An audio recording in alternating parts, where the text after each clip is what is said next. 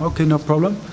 So the second step in the training, after we have introduced Leatra in general, after we have done the 360-degree assessment, the next step in Leatra, and also the next step in this training, is that we are going to try out a little bit of an exercise about the training of trainers. A very important aspect of Leatra is that we are, as Trias, we educate, we form our own trainers. We don't hire trainers from outside. We believe that if there are members of the organizations or leaders of the organizations that have the potential and the capacity to become trainers, we want to train you. So if that's the case, we want to train you in the trajectory as trainers, and normally that is like a 5-day training to really equip yourself with the competencies and the tools to become a good Leatra trainer.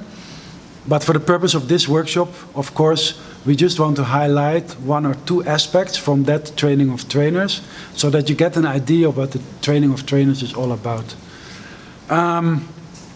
So the first thing is we are going to talk a little bit about what training is all about. You can, for example, train focused on practical implementation, how you're doing things.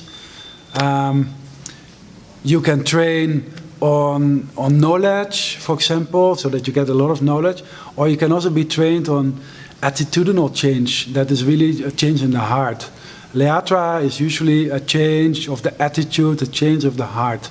So we are going to try to make a kind of difference, to explain the difference between what it is to train on the hands, on the heart, and on the hands, with an emphasis in Leatra on the heart. Afterwards, I'm going to explain, not me, but my colleagues, afterwards we will have a kind of exercise where normally after an exercise in the training, there's a way of process the information, and it's a kind of sequence of questions that a trainer always has to ask.